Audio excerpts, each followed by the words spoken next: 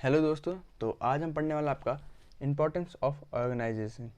जैसे कि हमने पहले की पार्ट पढ़ लिया ऑर्गेनाइजेशन होता क्या है और उसके स्टेप्स हमने पढ़ लिए हैं। तो आज हम पढ़ने वाला आपके इम्पोर्टेंस ऑफ ऑर्गेनाइजेशन की इम्पोर्टेंस क्या है ऑर्गेनाइजेशन की। देखते हैं इसके अंदर आपके सात इम्पोर्टेंस होती है। पहला आपका benefit of specialisation, clarity in working relationships, optimum utilisation of resources, adaptation to change, effective administration, development of personnel, expansion and growth। तो पहला हम पढ़ते हैं इसमें है क्या।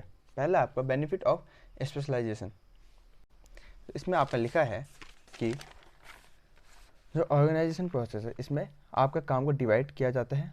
जो हमने पहली वीडियो देखी होगी तो आपको याद होगा कि जो हमारा प्रोसेस था किसका, जो आपका प्रोसेस था ऑर्गेनाइजेशन का, तो पहला प्रोसेस था आपका identification and the division of the work. तो ये भी इसमें ऐसे ही क्या है, इसमें हमने काम को बांटा है। जो हमारा काम है उसको डिवाइड किया है स्मॉलर पार्ट्स में, और फिर जो इंडिविजुअल यानी जो हमारे एम्प्लॉयज़ हैं उनको हमने उनकी एबिलिटीज़, क्वालिफिकेशन और इंटरेस्ट के हिसाब से दिया है। मान लीजिए the repetitive performance of the particular task makes employees expert in their fields, which increase their productivity and the organizational profit। मान लीजिए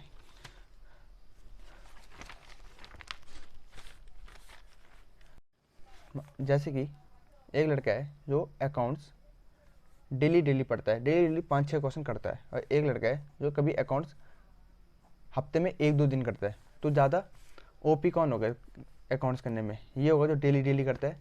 वैसे ही जब हम किसी को काम बांटते हैं तो वो एम्प्लॉय उस काम को डेली करता है, जिस वजह से वो उस फील्ड में एक्सपर्ट हो जाता है। मान लीजिए कि कोई भी आदमी एक पेन बनाता है, वो अभी नया है, तो उसने पेन बनाना स्टार्ट किया। वो उस पेन को बनाने में 2 घंटे लेता है, हर दिन 2-2 घंटे लेता है। लेकिन कुछ महीनों बाद वो उसी पेन को 1 घंटे में बनाएगा, और जब उसे बहुत कुछ साल हो जाएंगे तो वो उसी सेम पेन को आधे घंटे में भी बना देगा। तो यही इस लाइन में लिखा आपका the repetitive performance of a particular task. जब हम किसी पर्टिकुलर टास्क को अगेन एंड अगेन करते हैं तो उसमें एक्सपर्ट बन जाते हैं। वैसे एम्प्लॉयज़ किसी भी काम को अगेन एंड अगेन करता है तो वो उसमें एक्सपर्ट बन जाता है और प्रोडक्टिविटी बढ़ जाती है, जिससे ऑर्गेनाइजेशन का प्रॉफिट भी बढ़ जाता है। फिर जो अगला आता है आपका क्लियरिटी इन वर्किंग रिलेशनशिप। हम काम को छोटे छोटे हिस्सों में बांट देते हैं और एम्प्लॉयज़ को दे देते हैं। इसमें आपको पता लग जाता है कि कौन बॉस है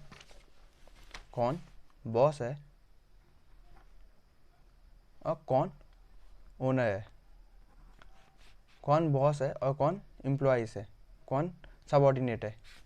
तो इसमें यदि काम कंप्लीट नहीं होगा तो किसको जाके बोलना है, या फिर यदि कोई गलती होती है तो किसको जाके बोलना है।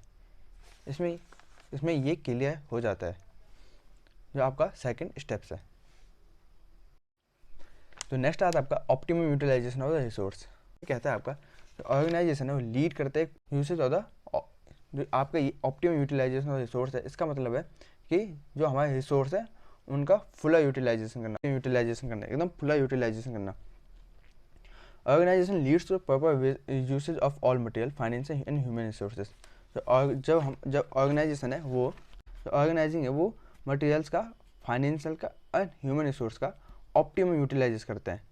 As in organise each individual is given, क्योंकि सभी को एक डेफिनेट काम दिया है। तो आपको बोला है कि आपको, मान लीजिए आपके मैथ्स, आपके स्कूल में अलग अलग टीचर्स हैं, मैथ्स का अलग है, फिजिक्स का अलग है, केमिस्ट्री का अलग है, हिस्ट्री का अलग है। तो ऐसा तो नहीं मैथ्स वाला केमिस्ट्री पढ़ा, फिजिक्स वाला हिस्ट्री पढ़ाता, हिस्ट्री वाला केमिस्ट्री फिजिक्स दोनों पढ़ाता, ऐसा तो है नहीं। क्योंकि काम को डेफिनेट बांटा गया है। जब काम को डेफिनेट बांटा गया है तो हम ऑप्टिमम यूटिलाइजेशन कर सकते हैं। मैथ्स वाला सिर्फ मैथ्स ही पढ़ाएगा, उसकी उसमें एक्सपर्टीज बन जाएगी, वो उसमें एक्सपर्ट हो जाएगा, वो उसमें एक्सपर्ट होगा।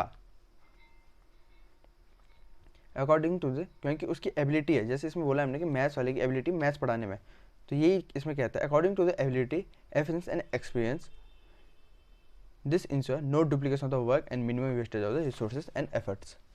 अगला आता है आपका एडेप्टेशन टू चेंज। आपका एडेप्टेशन टू चेंज है, तो आपको पता है कि हमें कहाँ पे कौन सा चेंज लाना है। जैसे कि आपका एक सेल्स डिपार्टमेंट है, एक परचेज डिपार्टमेंट है, पहले से ही बने हुए हैं, सेल्स डिपार्टमेंट, परचेज डिपार्टमेंट। आपको एक और डिपार्टमेंट खोलना है जो है फाइनेंशियल डिपार्टमेंट, तो आप इजीली खोल सकते हैं, क्योंकि आपको इनमें कोई चेंजेस लाने की आवश्यकता नहीं है। आप सीधा इसको खोल सकते हैं। ऑर्गेनाइजेशन हेल्प करता है एडेप्टेशन टू चेंज। जैसे कि आपके यहाँ आपके परचेज डिपार्टमेंट में 5 एम्प्लॉयज़ है, आपको एक और चाहिए, आपके इसमें एक और की कमी है, तो आप एक और ला सकते हैं सिर्फ एक परचेज डिपार्टमेंट के लिए। आपको आप बता सकते हैं कि हमें कौन सा एम्प्लॉय किस में कब चाहिए, कब सेल्स डिपार्टमेंट एम्प्लॉयज़ की कमी है, कब फाइनेंशियल डिपार्टमेंट एम्प्लॉयज़ की कमी है, ये आपका एडेप्टेशन टू चेंज बताता है। फिर जो नेक्स्ट आता है आपका इफेक्टिव एडमिनिस्ट्रेशन। इसमें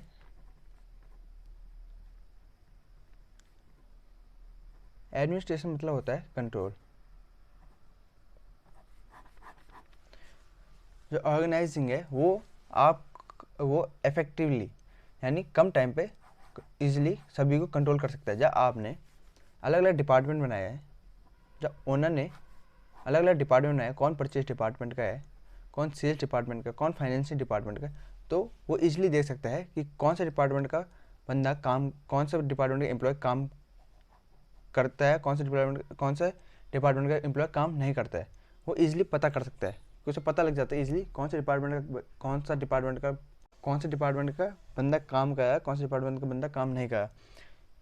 यदि मान लीजिए कि अगर यदि इसने डिपार्टमेंट वाइज बांटा नहीं होता, तो इसे पता ही नहीं चलता कौन परचेज डिपार्टमेंट का है, कौन सेल्स डिपार्टमेंट, कौन फाइनेंशियल डिपार्टमेंट का है, और कंफ्यूज हो जाता है कि कौन सा बंदा कौन सा डिपार्टमेंट का है, और उसे पता ही नहीं चलता कि कौन सा बंदा काम सही कर रहा है, कौन सा बंदा काम नहीं कर रहा। और जब इसने बांटा हुआ है, अलग अलग डिपार्टमेंट है, तो इजीली बता सकते हैं कौन कौन काम करता है, कौन कौन काम नहीं करता है, वो फीडबैक दे सकता है। तो यही है आपका इफेक्टिव एडमिनिस्ट्रेशन, मतलब इफेक्टिवली कंट्रोल करना अपने एम्प्लॉयज़ को। फिर जो नेक्स्ट आता है आपका वो है डेवलपमेंट ऑफ द पर्सनल। इसका मतलब होता है आपका सबऑर्डिनेट, कि सबऑर्डिनेट्स का डेवलपमेंट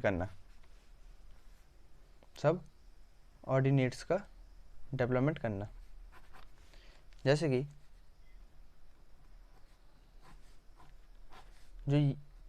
ये जो डिपार्टमेंट है वो अलग अलग हिस्सों में बने हुए हैं। तो जैसे कि आपको पता है जो परचेज डिपार्टमेंट का एक एम्प्लॉय है, इसको बहुत अच्छे से परचेज आता करना है, ये बहुत एक्सपर्ट हो चुका है इसमें, तो आप इसको सेल्स डिपार्टमेंट डाल सकते हैं ताकि सेल्स का काम सीखे। जब सेल्स डिपार्टमेंट बहुत अच्छा हो जाएगा, तो आप इसको फाइनेंशियल डिपार्टमेंट में भेज सकते हो। तो ये क्या होता है, डेवलपमेंट होगा आपका एम्प्लॉय का, आपके एम्प्लॉयज़ का डेवलपमेंट हुआ है। जब मैनेजर, मान लीजिए कि आप मैनेजर है, आपके ऊपर काम का बहुत ज़्यादा लोड है, बहुत ज़्यादा बर्डन है, तो आप अपने एम्प्लॉयज़ को अपना थोड़ा सा काम दे दोगे, अपने किसी सबऑर्डिनेट को अपना काम थोड़ा दे दोगे। जब आप उस सबऑर्डिनेट को अपना काम दे दोगे, तो वो हल्के हल्के उस काम को सीखेगा, उसको पता लगेगा कि मैनेजर का काम क्या क्या होता है, वो मैनेजर वाला काम सीखेगा, उसका भी डेवलपमेंट होगा। तो यही है इसमें डेवलपमेंट ऑफ द पर्सनल, यानी अपने सबऑर्डिनेट्स का डेवलपमेंट करना। फिर लास्ट इंपॉर्टेंस आपकी एक्सपेंशन एंड ग्रोथ। ये तो नाम से ही पता चल गया होगा कि ऑर्गेनाइज जो है वो हेल्प करता है हमारे बिजनेस को। जो पहले डोमिनोज पिज़्ज़ा वाले थे, वो पहले सिर्फ एक जगह थे होंगे, फिर जैसे उनका पिज़्ज़ा बहुत अच्छा बिका है, बहुत अच्छा चला है, तो उन्होंने उसको एक्सपेंड किया है, उसको और जगह भी खोला है। उन्होंने उसको दिल्ली में भी खोला है, मुंबई में भी खोला है, दून में भी खोला है, हर जगह खोला है उन्होंने अपना, दिल्ली, मुंबई, दून, अपना जो पिज़्ज़ा है